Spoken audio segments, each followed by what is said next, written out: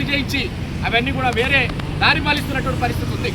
అంటే ఈరోజు సోమొక్కడికి సోమొక్కడిది అన్నట్టుగా ప్రభుత్వ ఖజానా నుంచి ఖర్చు చేయాల్సింది పోయి ఇవాళ భవన నిర్మాణ కార్మికుల వాళ్ళ కోసం ఖర్చు పెట్టాల్సినటువంటి వాళ్ళ పిల్లల చదువులకు వాళ్ళు దిగిపోయిన తర్వాత 5,000 పెన్షన్ ఇవ్వకుండా, వాళ్ళ ఇళ్ళ నిర్మాణానికి లోన్లు ఇవ్వకుండా, వాళ్ళ పిల్లల చదువులకి డబ్బులు ఇవ్వకుండా, వాళ్ళకి ఈ పెన్షన్ యొక్క ఈ ఇస్తున్న బెనిఫిట్స్ మ్యారేజ్కి ₹1,00,000 డిమాండ్ చేస్తున్నాం ఇవాళ కార్మిక సంఘంగా.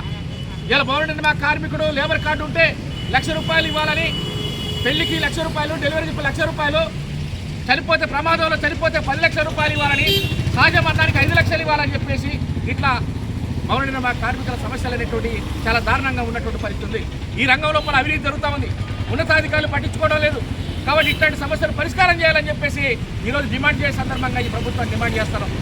అంతేకాదు ఇలా అంగన్వాడీ వర్కర్లల్లో, అంగన్వాడీ కార్మికులల్లో 60 సంవత్సరాలు నిండినటువంటి వాళ్ళని మీకు ఉద్యోగం లేదుగా మీరు వెళ్ళిపోండి ఇళ్ళకి అని చెప్పేసి దారుణంగా వాళ్ళకి మరి దిగిపోతున్నప్పుడు పర్మనెంట్ ఉద్యోగులు అయితే దిగిపోతున్నప్పుడు పెన్షన్ వస్తుంది, దిగిపోయినాక కూడా చనిపోయేంత వరకు పెన్షన్ వస్తుంది. అట్లాగే పిఎఫ్ కట్ అయితే పిఎఫ్ వస్తుంది. దిగిపోతున్నప్పుడు డబ్బులు కనీసం ఆ యొక్క అంగన్వాడీ కార్మిక సంఘం డిమాండ్ చేసింది, సిఐటి డిమాండ్ చేసింది ఏంటంటే ₹2,00,000 అంగన్వాడీ టీచర్కి ఇవ్వాలని, ₹1,00,000 ఆయాకి ఇవ్వాలని చెప్పేసి సిఐటి డిమాండ్ చేస్తుంది. కానీ ఈ రోజు ఉన్నటువంటి ఈ తెలంగాణ రాష్ట్ర ప్రభుత్వం నియంత్రితంగా వ్యవహరిస్తూ నిర్దాక్షిణ్యంగా 60 సంవత్సరాలు మీరు నిండినాయి, మీరు ఉద్యోగం చేయొద్దని చెప్పేసి ఇళ్లలో పంపిస్తూ ఉన్నారు. ఇలా వాళ్ళకి ఏ పైసలు లేవు, దిగిపోయినప్పుడు వచ్చే పైసలు లేవు, పెన్షన్ వచ్చేది లేదు. ఇలా కోడళ్ళ మీద బిడ్డల మీద ఎట్లా బతకాలి, ఇవాళ వాళ్ళ వృద్ధాప్యం లోపల వాళ్ళ జీవితాలని కూడా ఆగం చేసే పరిస్థితి ఉంది.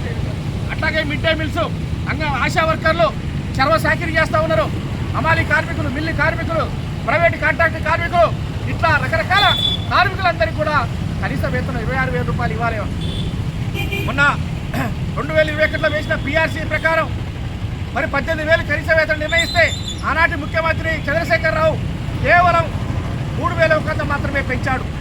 అందుకే కార్మిక వ్యతిరేకంగా వ్యవహరించినటువంటి చంద్రశేఖర్ రావుని చిత్తుగా ఓడించి ఇవాళ ఫామ్ హౌస్గా పరిమితం చేశారు. మరి ఇప్పుడు వచ్చినటువంటి కాంగ్రెస్ ప్రభుత్వం కూడా కార్మికుల గురించి పట్టించుకోవటంలే, కార్మికుల కనీస వేతనాలు 26,000 విషయం పట్టించుకోవటంలే, కార్మికులకు సంబంధించినటువంటి ఈఎస్ఐ, పిఎఫ్ ఇలాంటివన్నీ కూడా పట్టించుకోవటం లేదు, పర్మనెంట్ గురించి పట్టించుకోవటం లేదు, భవన నిర్మాణ కార్మిక చట్టాల గురించి పట్టించుకోవటం లేదు, లేబర్ కోడ్లు తీసుకొచ్చి కార్మిక వ్యతిరేక విధానాలకి పాల్పడుతున్నటువంటి పరిస్థితి ఉంది. కార్మిక చట్టాలు, కార్మిక సంఘాలు స్వాతంత్ర పోరాట కాలం కూడా సాధించుకున్నటువంటి 44 రకాల కార్మిక చట్టాలను మొత్తం కూడా రద్దు చేసింది ఈ నరేంద్ర మోడీ బీజేపీ ప్రభుత్వం. సిగ్గు లేకుండా నెగ్గు లేకుండా ఈరోజు కార్మిక చట్టాలను రద్దు చేసి ఇవాళ పెట్టుబడిదారులకు అనుకూలంగా ఇవాళ 4 లేబర్ కోడ్లను తీసుకురావడం అంటే ఈరోజు ఈ దేశంలో ఉన్నటువంటి బీజేపీ ఒక మతోన్మాద పార్టీ కులాల పేరుతో, మతాల పేరుతో రెచ్చగొట్టి ఈ దేశాన్ని పరిపాలన చేస్తూ పబ్బం గడుపుతున్నటువంటి పరిస్థితి ఉంది. ప్రభుత్వ రంగ సంస్థలు మొత్తం ప్రైవేటీకరణ చేస్తూ ఉన్నారు. ఇలా చదువుకున్నటువంటి నిరుద్యోగ పిల్లలు ఇవాళ మొత్తం కూడా చదువుకుంటున్నటువంటి విద్యార్థులు, రాబోయేటువంటి నిరుద్యోగులు, మరి వాళ్ళందరికీ ప్రభుత్వ రంగంలో ఉంటే ప్రభుత్వ రంగంలో ఉద్యోగాలు వస్తాయి. ఆ ప్రభుత్వ రంగాన్ని ప్రైవేటీకరణ పేరుతోటి మరి ఇవాళ మొత్తం కూడా ప్రైవేటీకరణ చేస్తూ ఉంటారు. ఇప్పుడే మాట్లాడినట్టు మరి బొగ్గు బావులు మొత్తం కూడా ప్రైవేట్ చేస్తూ ఉన్నారు. ఎల్ఐసీలు, టెలికాములు ప్రభుత్వ రంగాన్ని మొత్తం కూడా ప్రైవేటీకరణ చేస్తూ ఉన్నారు.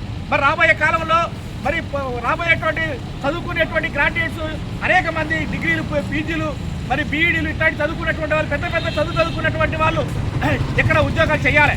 కాబట్టి అన్నిటి మీద ఈరోజు దేశవ్యాప్తంగా సిఐటి ఆధ్వర్యంలో ధర్నా కార్యక్రమం నిర్వహించడం జరుగుతూ ఉంది. ఈ ధర్నా కార్యక్రమం దేశవ్యాప్తంగా జరుగుతుంది. ప్రభుత్వం ఇప్పటికైనా స్పందించి కార్మిక చట్టాన్ని రక్షించాలి, లేబర్ కోడ్లను రద్దు చేయాలి, ప్రైవేటీకరణ ఆపాలి, 26,000 కనీస వేతనం దేశవ్యాప్తంగా అన్ని రకాల కాంట్రాక్టు, అవుట్సోర్సింగ్ కార్మికులందరికీ కూడా అమలు చేయాలి. బిల్డింగ్ కార్మికులకు ₹10,00,000 ప్రమాద బీమా ఇవ్వాలి, ₹1,00,000 మ్యారేజ్కి, డెలివరీకి ₹1,00,000 ఇవ్వాలి, సహజమరణానికి ₹5,00,000 ఇవ్వాలి. అట్లాగే ఆటో కార్మికులకు కార్పొరేషన్ ఏర్పాటు చేయాలి, హమాలీ కార్మికులకు కార్పొరేషన్ ఏర్పాటు చేయాలి. ఇట్లా కార్మికులకు రక్షణగా ఈ ప్రభుత్వం కూరుకోవాలని చెప్పేసి డిమాండ్ చేస్తూ ఈ యొక్క ధర్నా కార్యక్రమాన్ని మేము నిర్వహిస్తున్నాం. నా పేరు ఉమ్మరయ్య, సిఐటి జిల్లా అధ్యక్షుడు.